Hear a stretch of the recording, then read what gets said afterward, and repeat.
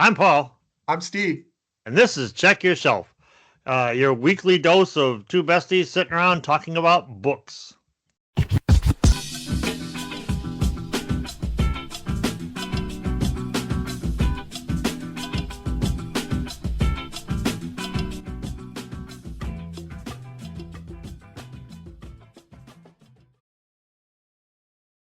We promised you last week we were going to talk about the Dogs of War, and that's not happening this week because somebody didn't finish. I won't. Well, I wasn't going to point. You could have just. We could have done like this. People like to the other guy. I gotta finish the book, and then I gotta put together. It's not a script. It's just more of an outline of the things I want to point out about it. So, Yeah. So it's going to take me a little time, and so Right. many apologies. We'll do it next week. If you're listening to this or watching this in the distant future, you can watch it in whatever order you want. And then Steve disappears in a cloud of logic. Pause this one, go watch Dogs, and That's then come right. back to this one and pretend we did it in that order. It'll be seamless. Anyway, so this week instead what we're gonna do is we're gonna announce our first time ever participation in what's called Horror Mayhem, which through the month of horror, through the month of May, you focus on short horror fiction. This month, the general theme is usually like each week there's a different, like this week read ghost stories, read vampire stories, so on and so forth. But this month it's just what they call decades of dread, where you try to read stuff like throughout the decades of horror. You know, and again, particularly, either short stories, novellas, or short novels, which is easy for me because that's about all I read. Anybody could do this during the month of October, but we'll be busy with Halloween. So yeah, we'll be doing draw. Maybe I'll draw while we talk about stuff during the October month. We plan way ahead on this show. We're already planning October. Or as Kevin Bacon said in Tremors, we plan ahead. That way we don't have to do anything right now.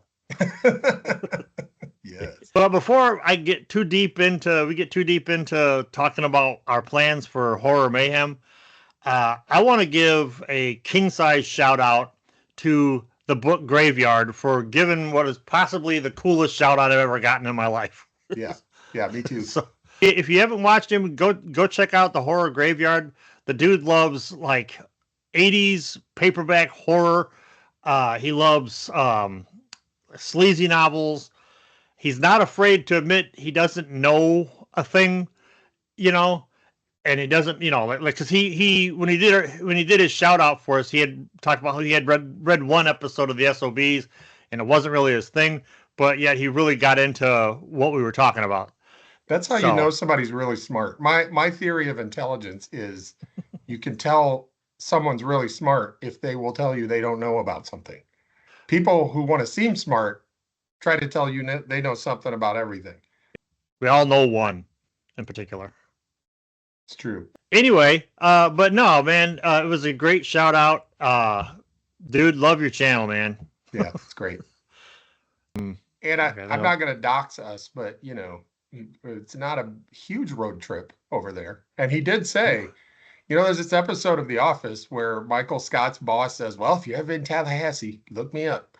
And he books plane tickets and says, and tells her he plans on being there, that, when he plans on being there. So he did say in his video, if we're ever there, look him up. So, I don't know if that means we'll have a place to stay or bite to eat. I don't know what that means, but.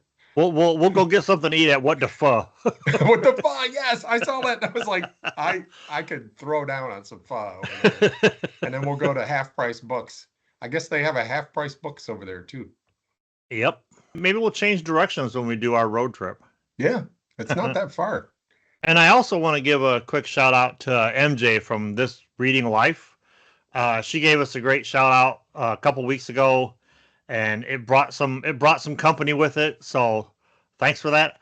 I'll put links for both the channels down below. Another great channel, by the way, and unique. It's like you're just sitting there having tea with a friend. Like you just show up and you want some tea? Yeah, sit down. Hey, let me tell you what's going on in my life. And oh, by the way, what are you reading? I think I misspoke. It's Reading This Life. Sorry about that. All right, so what is Horror Mayhem? Horror Mayhem was put together by the Bookish Bryants, which was a YouTube channel, still is, but unfortunately, about a year ago, Scott, the husband in the duo, passed away, and his wife really hasn't been making very many videos, so a lot of booktubers, including ourselves, are going to dedicate this month to them, to Scott. So what we're doing this month, or at least we're going to try to do at least 2, because Steve and I only get together to be able to do this like once a week. So we don't always get to do everything we want to do. And some things might come up. Like, for instance, we've been threatening to do dogs since we started this channel. So eventually we'll get there. Yeah. This time, being as it's our first time, I thought it would be fun to talk about the stories of probably my favorite 20th century writer. Like, not just of horror, but of just being a writer. That is, of course, Richard Matheson. We're gonna do I Am Legend. You need sunglasses, and you'd be like the dudes from Omega Man. Anyway, we're gonna cover I Am Legend first, and keep going with a bunch of his short stories. Like I got this Nightmare at 20,000 Feet, which I don't know if you, Steve, know who Richard Matheson is other than I Am Legend. That's it. But, that's all I know. Okay, well, that's all you know. Oh, but okay. You're about to learn what you didn't know. Nice. Love it. First of all, Nightmare at 20,000 Feet is the story that the famous gremlin on the wing of the plane is based on. From Twilight Zone. Yep. Bill Shatner in the series, and then John Lithgow in the movie. Some other stuff that he wrote that you'll probably know is the Trilogy of Terror TV movie with the little doll that chases Karen Black around the apartment. Yeah. There was The Night Stalker with I almost said Carl Kolchak. That's the character with Darren McGavin. He wrote or co-wrote the first 2 TV movies before it became a series. It's the greatest TV show in American television, if Magnum PI hadn't come along. He wrote Duel, which is the Steven Spielberg movie with Dennis Weaver being chased by the killer truck. Remember that one? Yep. Yep. That's a great one. That actually was inspired by a near miss from a semi truck. Him and his buddy Matheson and his buddy were out golfing when Kennedy was assassinated, and so they have an alibi. So then they were just distraught, so they left, and on the way home they almost got run down by the semi truck out in the middle of the desert. Wow. So when they pull off the side of the road and they're breathing, trying to get their act together, the driver looks over. Matheson's got napkins out of the glove box. Man chased by killer truck. He was writing it already. Wow. Yeah, and so much more. Oh my God, Hell House. That one I don't remember. I tell you what. Well, there was a movie. The movie was okay. The book will give you nightmares. It is so messed up.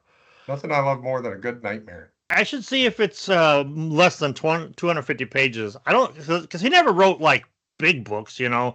Like you get this version of I Am Legend, which I admittedly bought specifically for this because, much like so many of my other books, I lost my copy of it, and I had the good one too. I had the hardback with the cover where the dudes beating the vampires off and stuff. Well, that sounded weird. Did a house fall on it? If it's under 250 pages, I might have to see if I can squeeze that one in.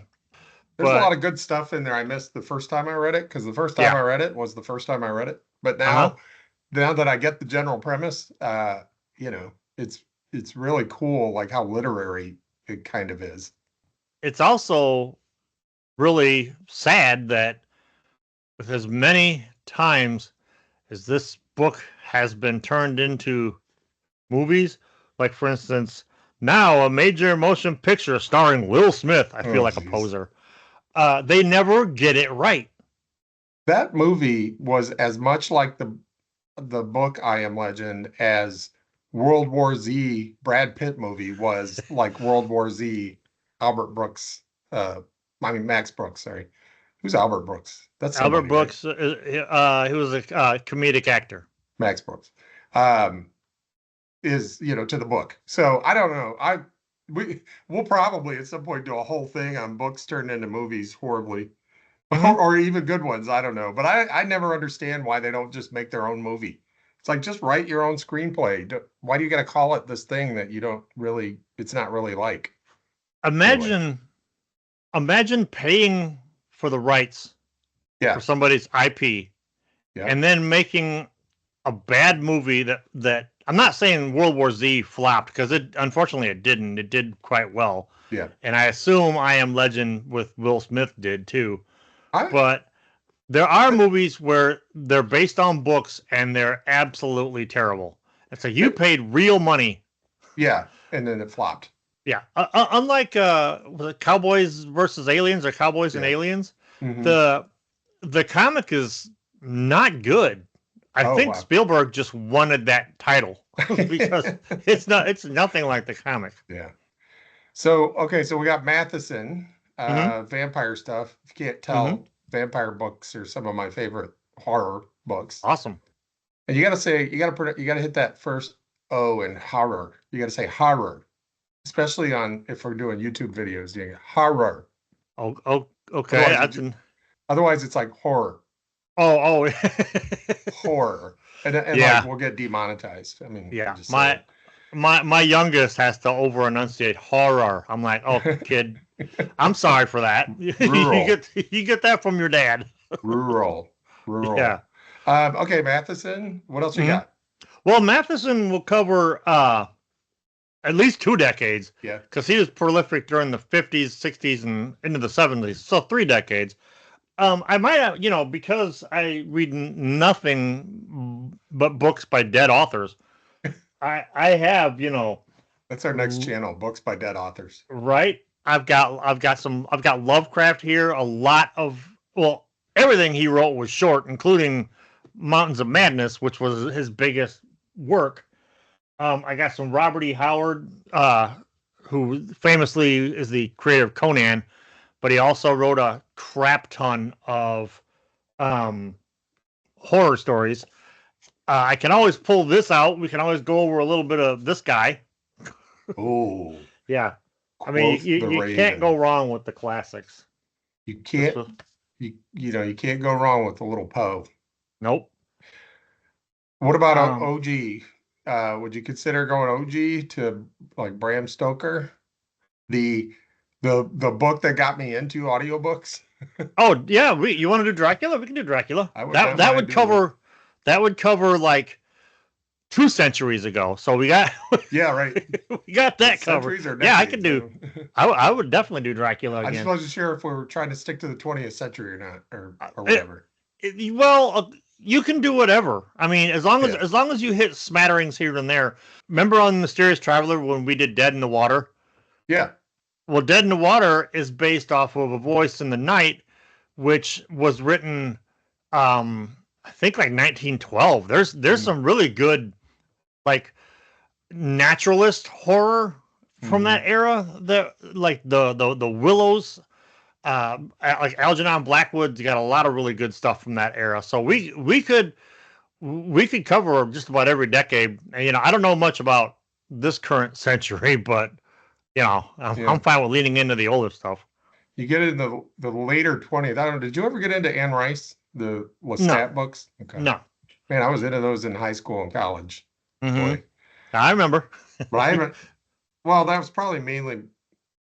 I don't know if it was as much about the books as it was about the people I wanted to talk to about the books. But I get it. Anyway, you didn't have that. That's all you have to say. Okay, got it. We're all caught up because I haven't gone back to reread them to see if they hold up for me. Like I might read it and be like, yeah, Yeah, yeah, yeah. That always is the risk of stuff that you were super heavy into, yeah. and then you read it with like wizened eyes, and you're like, I can see why I liked it. Speaking of people named Anne, that in horror books, Ayn Rand falls into that category. Stuff that I read and thought I was reading the gospel. I read it now and I'm like, how did I get why like teenagers believe this stuff, but how did I, as a grown man, believe any of that? Anyway, this is not about that. I try to read Frankenstein periodically. My kids love Frankenstein. My issue is getting through the first few chapters. So I think maybe I just got to start. I got to give myself a little grace and say it's okay to start in chapter 3 or 4. I don't have to read the first few chapters to get. Well, especially if you've read them already. Well, true. Yeah. Just read your. It's like watching a movie. We be doing housework or whatever, and there's a movie on TV. But when a favorite scene comes on, you just sit down and you watch it. Yeah. Right. And then you get up and you change your laundry because laundry is eternal. Exactly. Yep. You don't have to watch the whole thing. I don't know. Something. So maybe, but I do like the vampires for some reason. I like vampires and zombies. I suppose Frankenstein's monster is sort of a zombie, but he can qualify for undead or well, they're all undead, aren't they? Right? The vampires, the Frankenstein monster, the Romero zombies. Yeah. Somebody in the comments will tell us if we're wrong. Mummies. So. That's the thing, man. There's not enough mummy stories. Some more mummy stories. Let's find a mummy story. Baba Hotep. We could just. Was that a book or that was just a movie, right? No, it was a short story before it became. Okay. Yeah, right. Yeah. We can look that one up. I think Arthur Conan Doyle has like a pulp era mummy story. Nice. I just heard about the other day.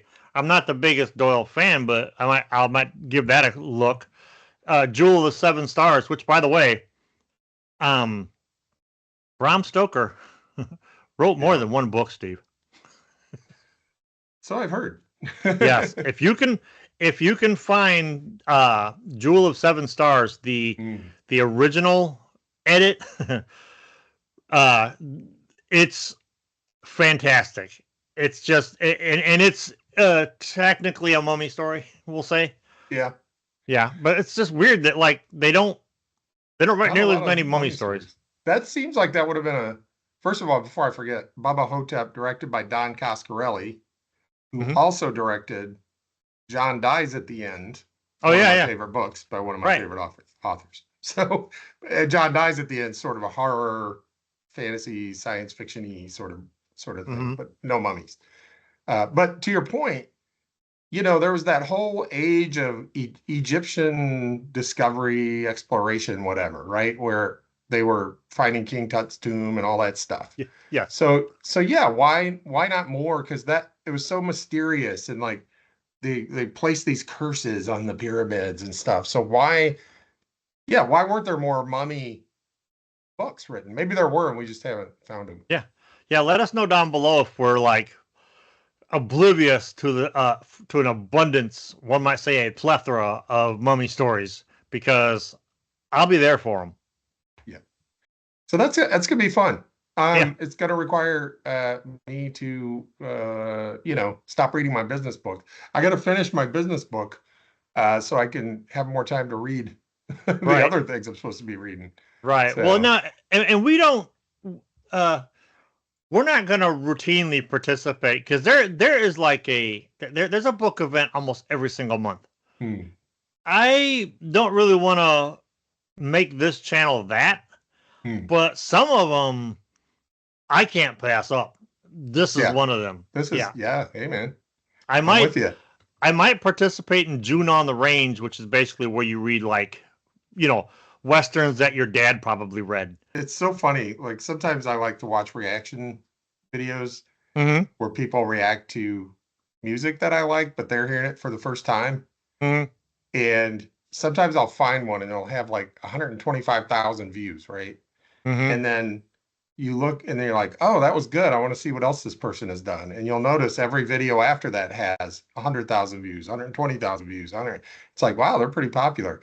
You look at anything before that, and it's like 5,000 views, 10,000 views, and it's not reaction videos. It's something else, right? Yeah.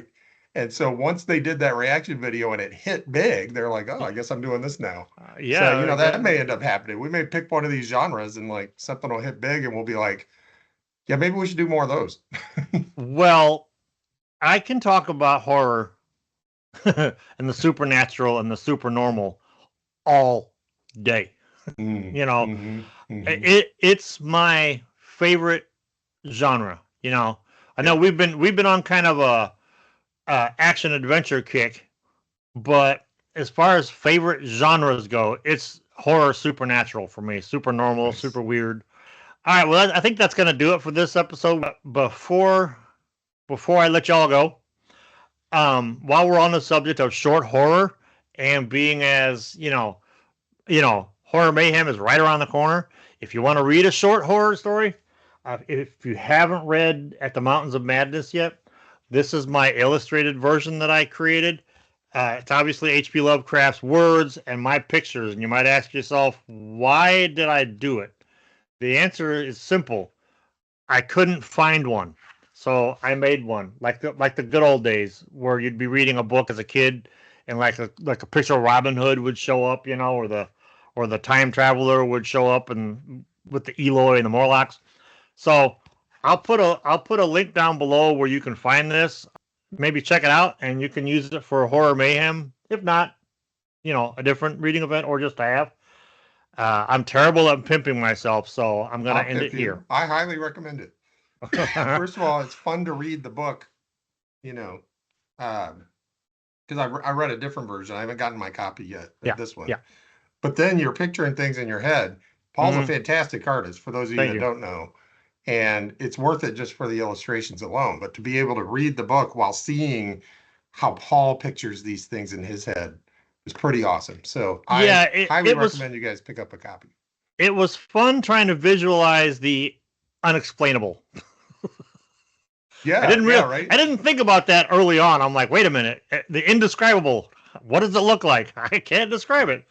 So it's my perception of what I saw when I read it. And actually, it was that copy that you read that really prompted me to finish this. Because when I saw what you got, I'm like, oh my Lord. So yeah, link below. Oh, and again, I'm Paul. I'm Steve. And the next time you're looking for something to read, check your shelf.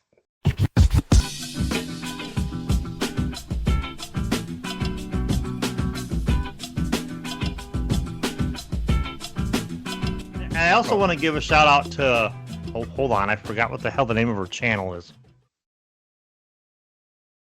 Something about books. You know that thing we talked about? If you don't, you might not, you admit you don't know something?